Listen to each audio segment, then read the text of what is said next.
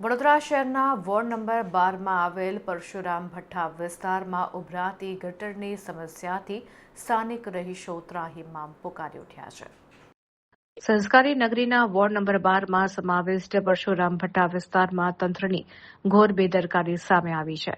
અહીં નટરાજ ટાઉનશીપ પાસે આવેલ સુપ્રસિદ્ધ દર્શના મંદિર અને રામેશ્વર મહાદેવ મંદિરની બિલકુલ સામે છેલ્લા ઘણા સમયથી ગટરના ગંદા પાણી ઉભરાઈ રહ્યા છે। ભારે દુર્ગંધ અને રસ્તા પર ફેલાયેલા ગંદા પાણીને કારણે મંદિરે આવતા શ્રદ્ધાળુઓને ભારે હાલાકીનો સામનો કરવો પડી રહ્યો છે। પવિત્ર ભાવના સાથે દર્શને આવતા ભક્તોને ગંદકી ખોદીને પસાર થવું પડે છે, જે અત્યંત આઘાતજનક બાબત છે। સ્થાનિક રહીશો દ્વારા વારંવાર રજૂઆત કરવા છતાં કોર્પોરેશનનું તંત્ર નિંદ્રાધીન હોય તેમ લાગી રહ્યું છે। જો વહેલી તકે આ ગટરની સમસ્યાનું કાયમી નિરાકરણ નહીં આવે તો સ્થાનિકોમાં રોગચાળો ફાટી નીકળવાની અને ભક્તોમાં ઉગ્ર રોષ ફેલાવાની પૂરેપૂરી શક્યતા છે।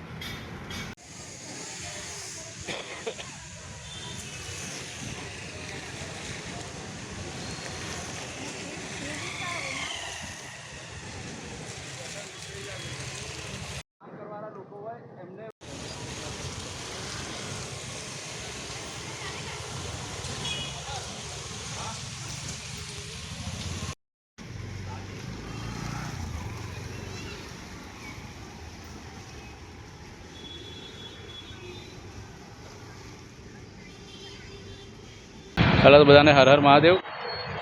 મારો વિસ્તાર વોર્ડ 12 એમાં એક આ ભઠ્ઠો આવે છે પરશુરામ ભઠ્ઠો। આ ભઠ્ઠામાં એટલી બધી સમસ્યાઓ જેનું નિરાકરણ નથી। આ એક ગટરની સમસ્યા છે જેનું કોઈ નિરાકરણ જ નથી આવતું। જે આ શાસકો હતા એ લોકોએ કશું કામ જ નથી કર્યા। અધિકારીઓને બી કહેવા માગું છું એમને બી કામ નથી, ખાલી એસી કેબિનમાં બધા બેસી રહ્યા છે। લોકોને હાલાકી એટલી બધી પડી રહી છે કે ભગવાનના મંદિરે જવું હોય ને તો ગટરમાં ઉતરીને જવું પડશે અને આ ગટરના કારણે દુર્ગંધ ફેલાઈ રહી છે। જે ગંદુ પાણી છે એ લોકોના બૂટની ને ચપ્પલોની સાથે જઈને લોકોના ઘરોમાં જઈ રહ્યું છે। એના લાગે ઘરોમાં બીમારીઓ ઘૂસી રહી છે। એના કારણે લોકોને આર્થિક, શારીરિક અને માનસિક નુકસાન થઈ રહ્યું છે। એ બધું કઈ જઈને અટકશે ખબર નથી, પણ મેં જનતાને કહેવા માગું, આવી રહી છે સ્થાનિક સ્વરાજની ચૂંટણી। એમાં આ વખતે તમે ભગવાનના નામ પર નહીં પણ કામના નામ પર વોટ આપજો। જે લોકોએ કામ કર્યા છે એમને વોટ આપજો। જે તમને યોગ્ય ઉમેદવાર લાગે, એમને લાગે છે કે આ કામ કરશે ને મારા એક ફોન પર આવીને ઊભો રહે, એવા લોકોને વોટ આપજો। અમારી ટીમ તો હંમેશા ખડે પગે ઊભી જ હશે। જ્યારે બી કોલ કરજો અમે હાજર રહીશું। આ વખતે જોઈ વિચારીને વોટ આપજો તો તમારા વિસ્તારની આવી ગંદી હાલત થાય નહીં। વોર્ડ નંબર 12 મારો મત વિસ્તાર છે। અને આ પરશુરામ ભઠ્ઠામાં નટરાજ ટાઉનશીપમાં કાયમી સમસ્યા છે. એવું નથી કે આ 1-2 દિવસની સમસ્યા છે.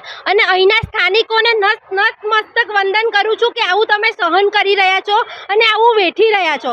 બિચારા ભગવાનના મંદિરમાં બેસીને એટલા લાચાર છે, ખાલી શ્રાપ સિવાય કશું આપી નથી રહ્યા. એ હમણાં સ્થાનિકને મળી તો એમને કીધું કે જેવી રીતે ભગવાનને એ લોકો ગટરમાં બેસાડ્યા છે ને એવી રીતે આ વખતે પ્રજા એમને ગટરમાં બેસાડશે એવો સ્થાનિકોનો રોષ છે. પણ બિચારા લાચાર છે, શ્રાપ સિવાય અત્યારે કશું આપી નથી શકતા. પણ એમની પાસે સ્થાનિક સ્વરાજ્યની ચૂંટણી સામે આવી રહી છે અને વોટ એમનો અધિકાર છે. તો સ્થાનિકોની એક જ માંગ છે કે આજે આ વખતે અમે વોટ દ્વારા એમને એમની જગ્યા બતાવી દઈશું અને એમને અમે ઠેકાણે લાવી દઈશું. જે રીતે નટરાજ ટાઉનશીપની પાછળ આવેલી ગટર જે હાલ ઉભરાઈ રહી છે ને એ છેલ્લા 15 દિવસ પહેલાં પણ આ જ પરિસ્થિતિ હતી. અમારા દ્વારા મીડિયાથી જાહેર કરવામાં આવ્યું હતું, તેમજ કોર્પોરેશનમાં પણ કહેવામાં આવ્યું હતું અને એનું કાર્ય કરવામાં આવ્યું હતું. ત્યાર પછી ફરી 10 દિવસ પછી એનું એ જ પાછું થઈ રહ્યું છે. તો આ કાર્ય કેવા થઈ રહ્યા છે જે એક ને એક કાર્ય વારંવાર કરવા પડે, જેનું નિરાકરણ આવતું જ નથી. જ્યારે વાત કરીએ હાલ ગટરના પાણીની, બહાર નીકળી રહ્યું છે સૌથી વધારે મચ્છરોનો વસવાટ ને એટલે પરશુરામ ભઠ્ઠો. કેમ કે હું અહીંયા આગળ કોંગ્રેસ પાર્ટી સાથે તો પછી પણ પહેલાં હું અહીંયાનો રહેવાસી છું. અહીંયા આગળ રહીને મોટો થયો છું ને. જ્યારે ઉનાળો આવે, જ્યારે પાણી જાય કાં તો પૂરના પાણી આવે એટલે કચરો પણ એટલો આવે છે, સાથે સાથે મચ્છરોનો પણ વસવાટ એટલો હોય છે. તો શું કોર્પોરેશન આ વસ્તુ અમે કોર્પોરેટરોને આ માટે જ ચૂંટીએ છીએ? આવનારા સમયમાં સ્થાનિક સ્વરાજ્યની ચૂંટણી આવી રહી છે તો વડોદરાની પ્રજાને તેમજ વોર્ડ નંબર 12ની પ્રજાને કેમ કે જ્યારે વરસાદના પાણી પૂર આવે છે ત્યારે સૌથી અસરગ્રસ્ત વિસ્તાર હોય એટલે વોર્ડ નંબર 12 અને શરૂઆત થતી હોય છે પરશુરામ ભઠ્ઠાથી. આ જ નટરાજ ટાઉનશીપ એક માળ સુધી ડૂબેલું હતું. મગરો અહીંયાથી જ બહાર આવે છે. અહીંયાથી જ 200 મીટરના અંતરે આવેલું છે ઘરનાળું. ત્યાં આગળ જશો ને તો એટલી ખરાબ દુર્ગંધ આવી રહી છે ને કે જેની કોઈ વાત નથી. અહીંયાથી આવતા જતા લોકો અહીંના સ્થાનિકો રોજે હેરાન થાય છે. તો શું આ વસ્તુ માટે વોટ આપીએ છીએ આપણે? આવનારા સમયમાં સ્થાનિક સ્વરાજ્યની ચૂંટણી છે. સ્થાનિક સ્વરાજ્યની ચૂંટણી એટલે કે તમારા સ્થાનિક જે કાર્યો હોય જેમ કે રોડ, રસ્તા, ગટર અને પાણી, આ મુદ્દાઓને લઈને થતી હોય છે. તો પ્રજાને એટલું જ કહીશ કે આવનારા સમયમાં તમારું પ્રતિનિધિત્વ એવા વ્યક્તિને આપજો જે તમને આ બધી સુવિધાઓ પૂરી પાડે, ના કે ખાલી ફાકા ફોજદારી કરે.